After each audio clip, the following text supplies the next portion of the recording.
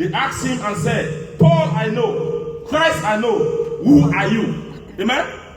So every time you are about to pray for someone, that's what happens in the realm of the Spirit. Amen. Now, we'll be reading the mission statement. This mission statement is for everybody. Amen. That's what the Lord called the Great Commission. Any believer is part of that mission. Nobody is exempted. Whether you are in full service, whether you are in, as long as you become born again, you are part of that mission. The mission reads in the book of Mark, chapter 16, from verse 15 to 18. Mark 15, Mark 16, from verse 15 to 18. He says, go to the world and preach the good news. Go to the world and preach the good news. Good news. Whosoever, or those that believe and are baptized, shall be saved. And those who don't believe shall be condemned. Now he says, you should go into the world. He said, these signs shall follow them. In my name, they will cast out demons. They shall lay hands and the sick shall be healed. They shall trample on serpents and nothing will happen to them. That is what all of us, that is what the Great Commission is.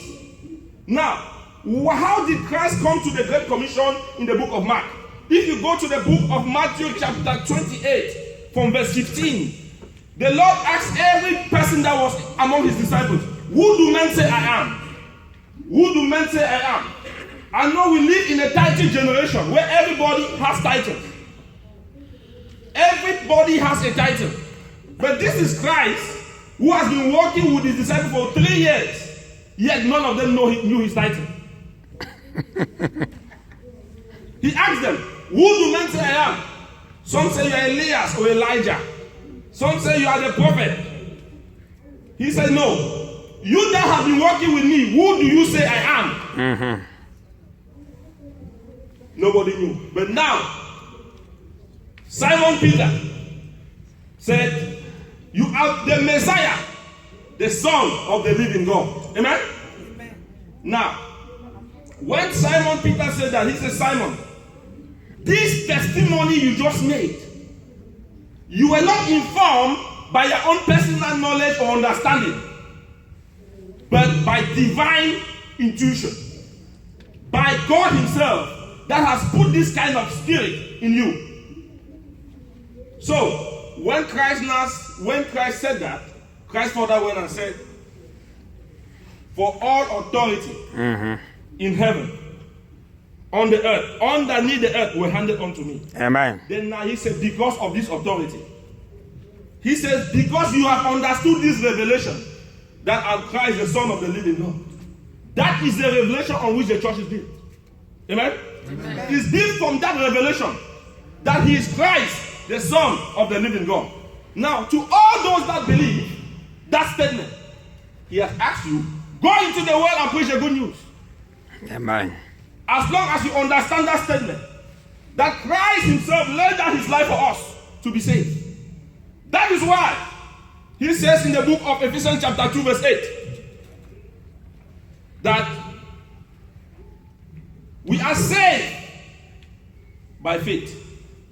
Salvation can only be achieved by faith. Faith that what? That Christ laid down his life so that we should be saved. And not by works, so no man can boast. Amen?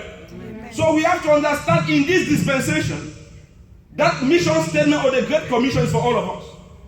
And I'm happy that Pastor Joseph has answered the call. Amen. To stand on that mission and to stand on that revelation.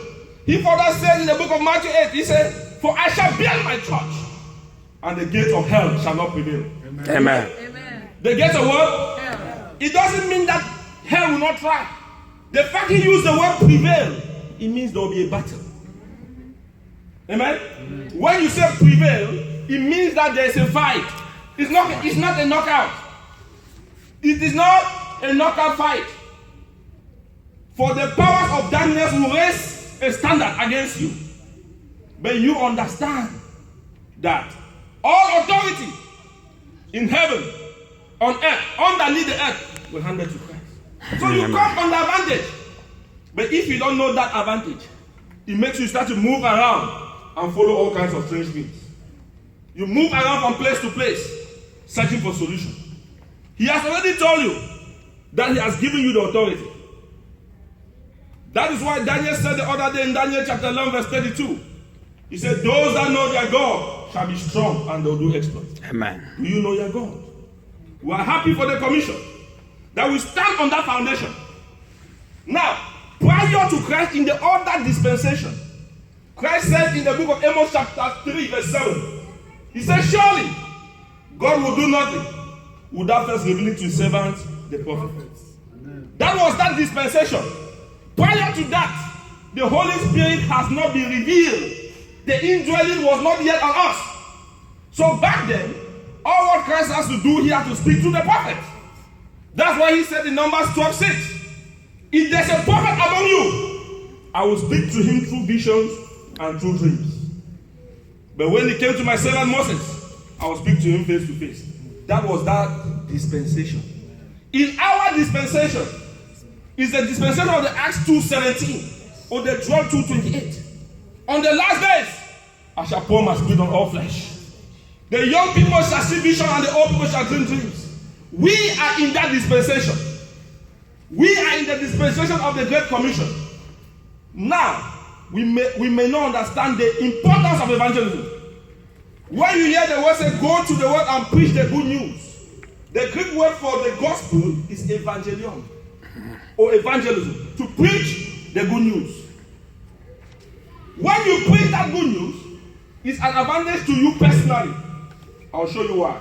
Go to the book of Ephesians chapter 6 from verse 16.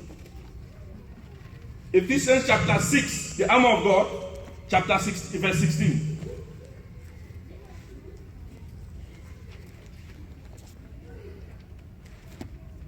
Ephesians chapter 6, from verse 16, it says, put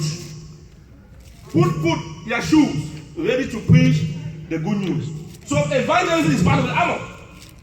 Amen? Most people don't understand that. So they are ready, they have their breastplate of truth. They have the chest of righteousness, breast of righteousness. They have the helmet of salvation. They have the word, which is the sword of the Spirit. But they have forgotten one part of the armor. So the armor is not complete. Until you start preaching and bringing people to the gospel, the armor is not complete. So if you live here today, know that for the armor of God to be complete, you must share the good news to your family, your neighbors, your co-worker. It's not only the duty of the pastor. It's not only the duty of the prophet and all his titles. God will use you to do great things. It doesn't matter your title. God will use you for the Great Commission. And as the servant of God said, that every time a soul is won on earth, there's pleasure in heaven. There is happiness.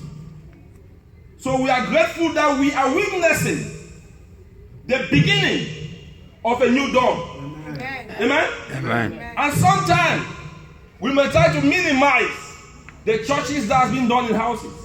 But it is in the Bible. In the book of Romans chapter 16 verse 5.